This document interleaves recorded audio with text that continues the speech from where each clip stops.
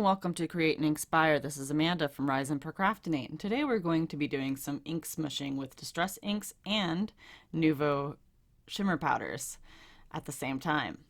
So when I was going to do this video, I was kind of feeling a little uninspired, and I decided that I hadn't done some ink smushing in a while, or working with my Nuvo Shimmer powder. So I asked my husband, ink smushing or Nuvo Shimmer powders?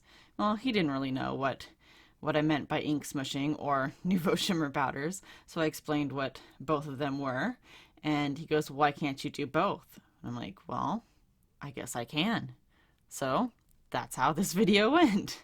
So as you can see, I'm smushing my Distress inks on this Tonic Easy Clean mat, and I'm doing that because, well, you can't see the inks being smushed on my glass mat, so that's why I brought that out. You can smush on your glass mat if you prefer, but this way you can see what I'm doing if I do it on the white mat. So I am popping the colors up on the screen for you so you can see what I'm using, and now I'm just going to spritz it with my Nuvo water mister. And just give it a little bit of water. If you add too much water, your paper will warp really bad, and it'll just lighten your colors quite a bit. So just keep that in mind with how much water you use. Now I'm just going to dry the panel here, and I'm going to dry after each layer. That way the colors don't mix too much. So I'm just going to go back into that ink and Nuvo Shimmer powder again and add another layer, and then we will dry again. And I'm not showing you all the drying because that's just kind of boring. But I'm just going to show a tiny bit of the drying, that way you know at what parts that I decided to dry at. So we're going to dry again. And then it was at this point I decided that the blue kind of overtook the purple. So I'm going to go back in with those purple colors and just add those now so we get a little bit more purple in our composition. All right, then we're going to add some more water and then go back in and smush on those purple colors. Just get a little bit more of that purple. As you can see now, the purple is much more vibrant and part of that composition instead of it just being mostly blue. And then we will dry again once I decided that there was enough purple. Wipe off that easy clean mat and then dry. As you can see, my paper's quite warped. I decided not to, all I had was my really good watercolor paper, and I didn't want to use that for ink smushing. So I am using a mixed media paper here, so it is going to get a bit warped, but it can take quite a bit of water. And then I decided that I wanted to do another background with mostly blues this time. So I'm going in with chipped sapphire, and then that blue Blitz. And then I'm going to bring in the Lunar Rocket shimmer powder. So I only used one Distress ink this time and a couple different shimmer powders. And this time I went pretty heavy with the water, so it's mostly going to look all light blue. But this will show you what happens when you go a little heavy on the water. So I will go back in a couple other times with those other colors when we get done with this, because I decided that it was just mainly all light blue because I went a little too heavy with the water. So we will go back in with that same the same inks that were already on the mat, finish up using those, and then we'll go back in and add the colors that I decided that needed to be brought out a little bit more. As you can see here, it mainly looks all one color. You can see a little tiny bit of that chipped sapphire, but it's pretty muted. So I'm going to go back in with the chipped sapphire now and just use like one, maybe two sprays of ink. I can't really tell. When I'm doing my voiceovers, I just have this little teeny tiny screen, so sometimes it's a little hard to see what I'm doing. All right, let's go back in with that chipped sapphire, and then I'm going to dry. And then it was at this point when I was drying that I decided that you really couldn't see the gray tones of the gray silverish tones of the Lunar Rocket. I'm just going to add a tiny bit of that to my piece here, and then we will have finished the background. Now it's kind of hard to see on screen, I think, but there is some of that grayish, silverish, whatever, of the Lunar Rocket in there. Yeah, you can see it now. Well, once my camera focuses. All right, so now we're going to finish off these pieces. Now I did finish them exactly the same, so you will only see me finish one. I might switch back and forth between the two, but they are exactly the same. So I'm going to add some anti-static powder tool here because we are going to be embossing these snowflakes from the Prismatic Snowflakes from Simon Says Stamp. So I'm just going to add that anti-static powder tool, and then I'm going to use VersaMark to ink these stamps up.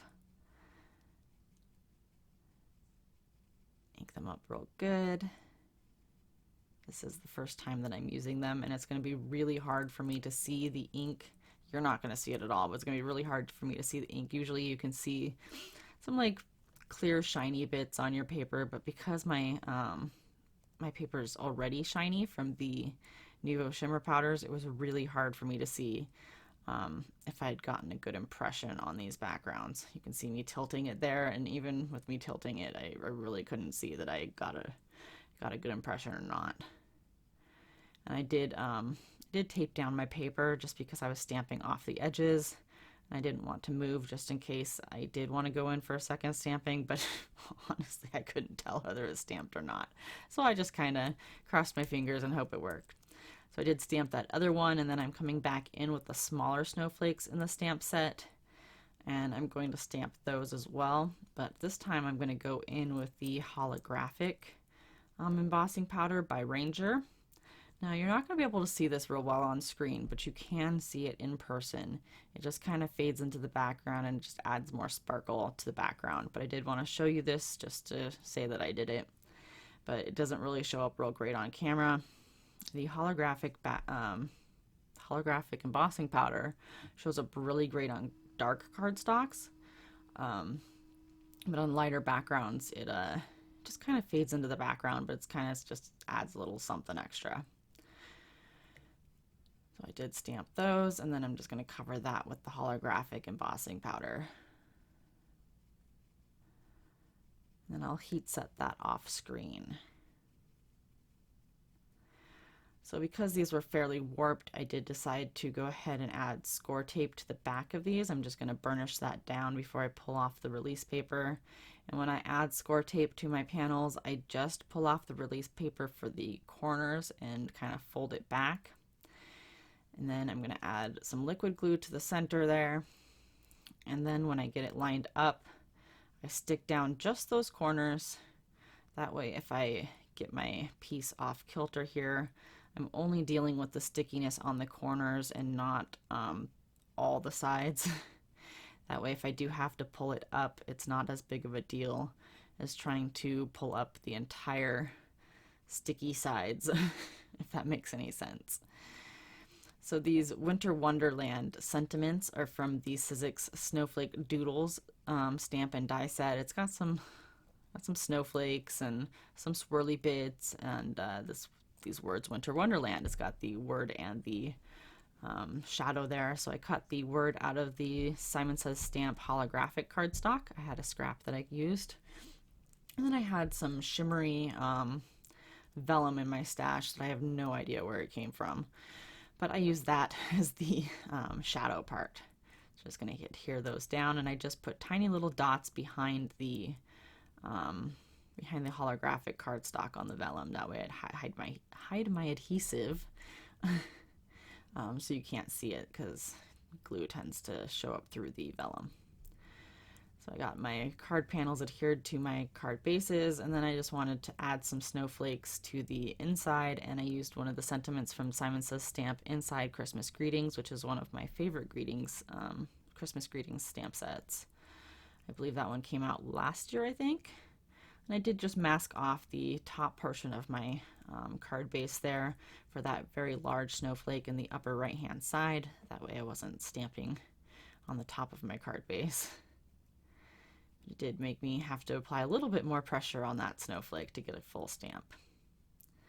Just remove that mask, and then I did the same thing for the other card. And I decided I needed a little bit more sparkle, so I'm just going to add some Distress Collage Medium that I've decanted into a Nuvo bottle, and put some of these Silver Rain sequins from Nuvo right in the center of every one of those snowflakes. And I'm not going to show all of that because that's kind of repetitive and boring. So through the magic of editing, there is the finished card. And I will give you a up close and personal look at each one of them. But I hope that you enjoyed the cards today. The supply list will be in the description box below for you, as well as my social media links, YouTube channel, all that good stuff. I would love it if you followed me. And as always, have a great day.